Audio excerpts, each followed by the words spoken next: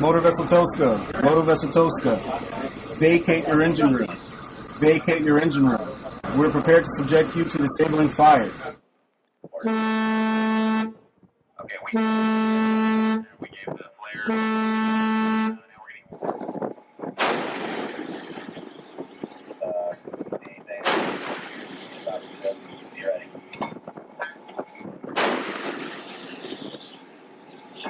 A naval ship intercepted an Iranian vessel that tried to get past the quarantine, refused to stop, forcing the U.S. to target this ship. And for the first time during this operation, U.S. service members went on board.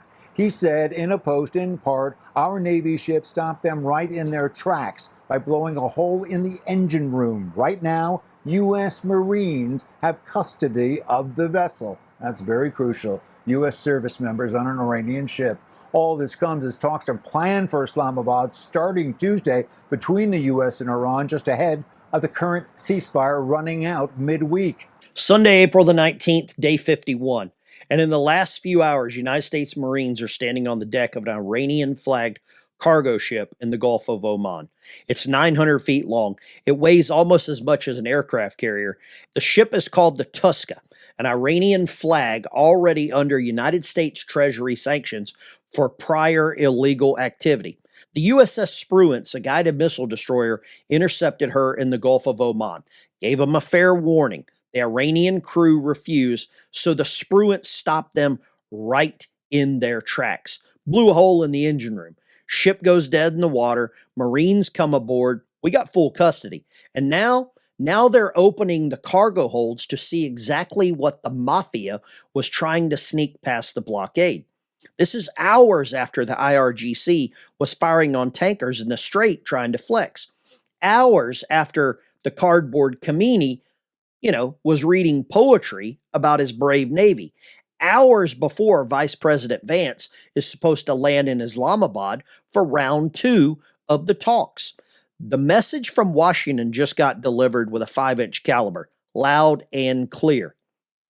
President Trump on True Social, and I want you to hear the tone of this one because it matters. He called out the ship by name, TOUSKA. He called out the destroyer by name, USS Spruance. He said the Iranian crew refused to listen. Quote, so our Navy ship stopped them right in their tracks by blowing a hole in the engine room, end quote.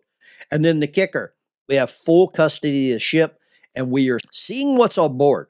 Think about that line. That's not we intercepted a vessel. That's we are currently inventorying contraband belonging to a sanctioned terrorist state. Whatever's in those holds is about to become evidence in the court of global public opinion. Let's talk about the mullahs.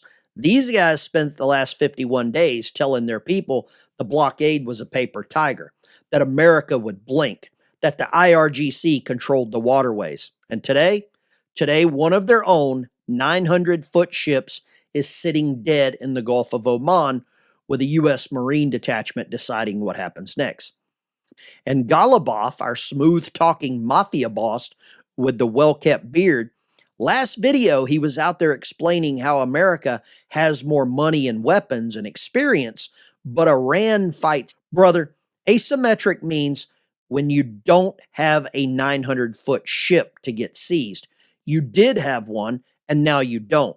That's not asymmetric warfare. That's just losing. Let's pop to the map because where on this one matters just as much as the what. The Gulf of Oman, not the Strait of Hormuz, the Gulf of Oman. That's the body of water on the outside of the choke point.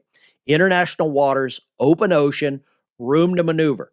This is not the tight little mine-infested corridor where the IRGC wants to play gunboat games. This is where a Flight IIA Arleigh Burke has all the sea room she needs to do her job. And that's the tactical tell right now. The U.S. is running the blockade the smart way. You pull the Iranian ships out, pull them out of the strait where they think they've got advantage, stop them in open water where we have every advantage, radar, helos, embarked Marines, air cover from the Abraham Lincoln Strike Group, and here's your forward hook. If I'm a betting man, TOUSKA is not the last one. The Wall Street Journal is already reporting the U.S. military is preparing to board and seize Iran-linked oil tankers in international waters in the coming days. Not just the Gulf, worldwide. Any Iranian oil tanker anywhere on the planet just became a legal target. Now let's see what the internet's saying. Iran's IRNA News, that's their agency, is already spinning that they're claiming the U.S. announced talks to pressure Iran. Oh, is that what happened? The U.S. is pressuring you? You just lost a ship, brother. You're the one being pressured. That's like getting pulled over and saying the cop is pressuring you by writing the ticket. Yeah, that's how it works. Friday, we're ready to negotiate. Sunday morning, IRGC fires on tankers. Sunday afternoon, the U.S. seizes an Iranian ship. Sunday evening, actually, we never agreed to talks. These guys changed their story faster than a teenager caught with the dad's car keys. And the verdict stamp. This is exactly why you don't negotiate with terrorists. They treat good faith as weakness.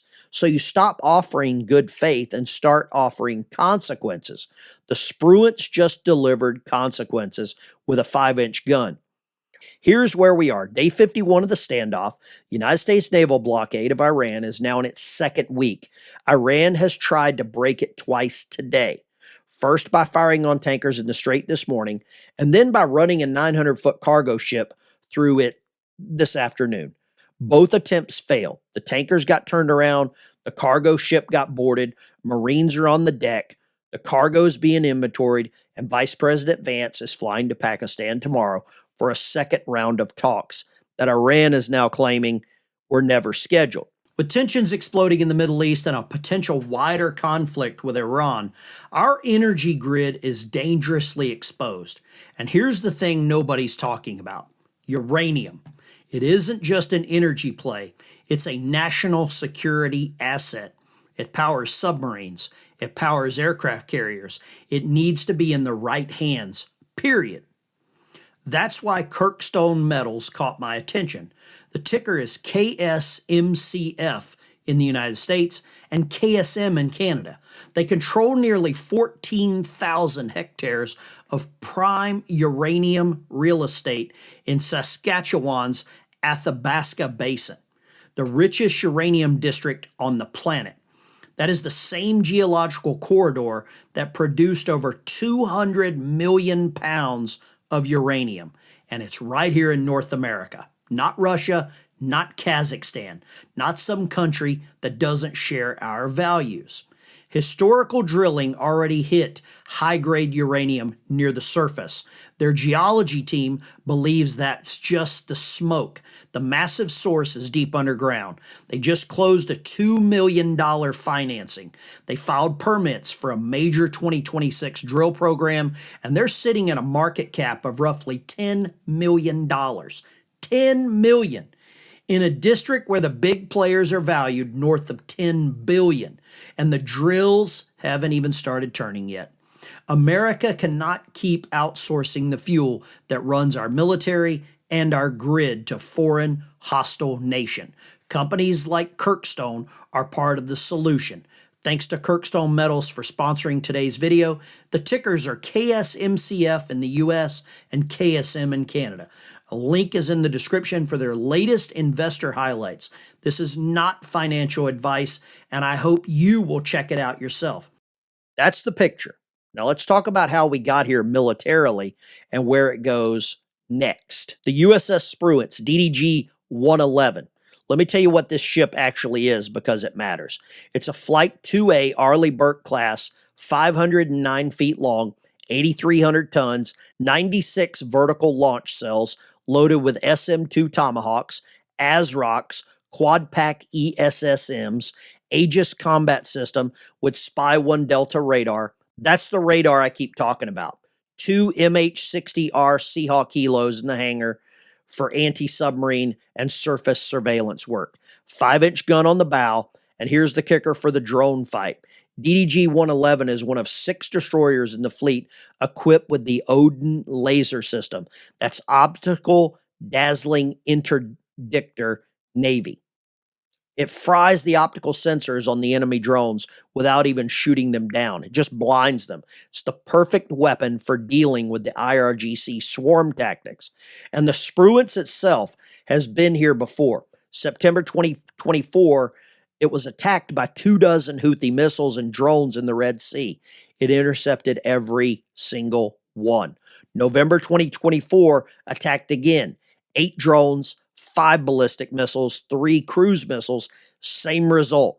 This is not a green crew. This is a combat-tested platform with a crew that has already eaten the exact kind of asymmetric fight the IRGC is apparently threatening. And she's assigned to the Abraham Lincoln Carrier Strike Group, which means behind the Spruance sits a Nimitz-class carrier, an entire air wing, and every other escort in the group. This was never a fair fight. Here's the 4D chess on this one. The U.S. didn't seize this ship by accident, and they didn't announce it by accident either. Timing is the tell. Trump dropped the announcement on True Social hours before Vice President boards the plane to Islamabad. That's not a coincidence. That's called entering the negotiation with leverage on the table. You don't fly to peace talks empty-handed. You fly in with 900 feet of confiscated Iranian shipping and a statement that reads, "We are seeing what's on board." Iran knows exactly what that means. Whatever they were trying to move, oil, arms, components, uranium, look at the broader signal. Wall Street Journal is already reporting the U.S. is preparing to board Iran-linked tankers worldwide, not just in the Gulf, worldwide. That's a complete shift in the pressure campaign. Before today, the blockade was geographic. It was, you can't leave your ports. After today, the blockade is global. It's any ship carrying your oil anywhere is a legal target. That's classic escalation dominance. You don't just keep doing the same thing. You expand the menu of consequences.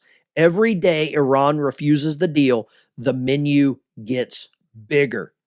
So where does this go in the next 48 to 72 hours? Here's what I'm watching for. Number one, what was in the cargo holds? That is very important. When that inventory drops, it's going to tell us everything about the state of the Iranian war machine. Oil means they're desperate for cash. Missile components means they're resupplying proxies. North Korean or Russian gear means the Axis is still coordinating. Every one of those answers changes the next move. Number two, does Iran actually show up in Islamabad tomorrow? They're already backpedaling on the talks. If they no-show, that's Trump's trigger to move to phase 2 of the pressure campaign. And phase 2 is the power plants and bridges that he warned about last night. Number 3, watch for another seizure. The TOUSKA was the first. Wall Street Journal says more are coming. If we see a second Iranian ship boarded in the next 72 hours, that's the United States telling Tehran, this is the new normal until you deal. And here's the hook for the next video. If Iran does a no-show in Islamabad, the next 72 hours could be the most kinetic stretch of this entire standoff. I'll break down exactly which IRGC targets go first and why. You do not want to miss that one. So what do you think this is in that cargo hold? Drop it in the comments. Follow me on X @NavyVet and hit the link to join the crew and get into the Discord for members-only breakdowns. This is Ben Dykes, your Navy submarine veteran, signing off.